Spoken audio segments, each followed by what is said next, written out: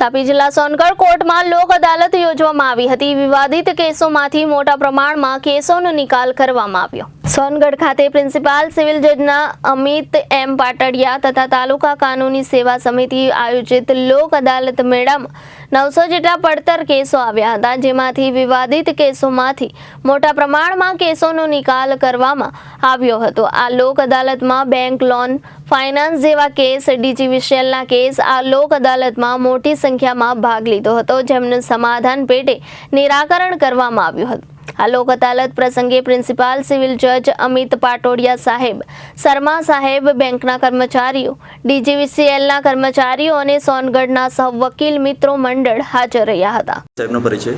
નમસ્કાર, મારું નામ અમિત પાટડિયા છે અને પ્રિન્સિપલ સિવિલ જજ તરીકે હું અહીંયા સોનગઢ કોર્ટમાં ફરજ બજાવું છું અને સાથે સાથે તાલુકા કાનૂની સેવા સમિતિના ચેરમેન તરીકે પણ ફરજ બજાવું છું।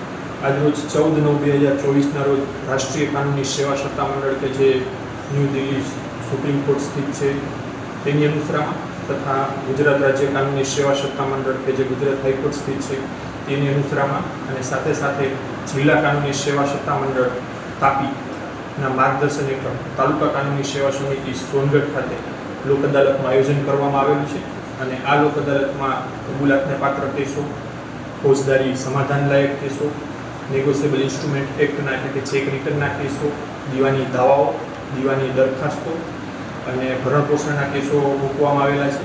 પ્રિન્સિપલ સિવિલ જજની કોર્ટમાંથી આશરે 600 જેટલા કેસો મૂકવામાં આવેલા છે અને એડિશનલ સિવિલ કોર્ટમાંથી આશરે 300 જેવા કેસો મૂકવામાં આવેલા છે અને કુલ 900 કેસો જેવા થાય છે અને 900 કેસોમાંથી મોટાભાગના કેસોમાં સમાધાનથી અને કબૂલાતથી નિરાકરણ થાય તેવી મને પૂરેપૂરી આશા છે અને સાથે સાથે પ્રી લિટિગેશનના કેસો એટલે કે જે કેસ કોર્ટમાં દાખલ નથી થયો તે પહેલાં તેવા તકરારોની અને વિવાદોના નિરાકરણ માટે પ્રી લિટિગેશનનું આયોજન કરવામાં આવેલું હોય છે અને જેમાં નોન બેન્કિંગ ફાઇનાન્શિયલ કંપની અને બેન્કોએ ભાગ લીધેલો છે। તેમાં ટોટલ 1590 જેટલા કેસો મૂકવામાં આવેલા છે અને તેમાં પણ મોટી સંખ્યામાં સફળતા મળે તેવી મને પૂરેપૂરી આશા છે। સાહેબ, લોક અદાલતથી લોકોને શું ફાયદો થાય છે?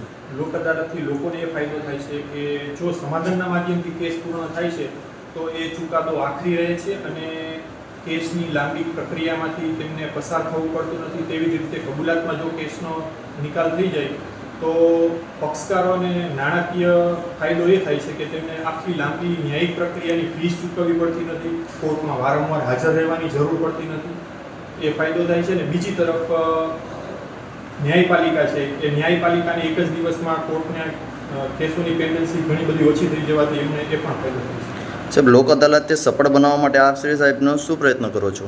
લોક અદાલતને સફળ બનાવવા માટે સમયાંતરે પેપર મીડિયામાં જાહેરાત આપવામાં આવે છે, સાથે સાથે પેરાલીગલ વોલેન્ટિયર્સ કે જે સોનગઢ ખાતે કાર્યરત છે તેમના મારફત પેમ્પલેટ્સનું વિતરણ દરેક ગામડાઓ, મોટાભાગના નજીકના ગામડાઓમાં, સોનગઢ તાલુકાના ગામડાઓમાં વિતરણ કરવામાં આવે છે, જેથી કરીને પક્ષકારોને અને લોકોને લોક અદાલત વિશે ખ્યાલ આવે, પોતાનો કેસ તેમાં મૂકવો હોય તો એ બાબતે જાગૃત થાય। Reporter Ashish Gavit, Janadesh news Vyara.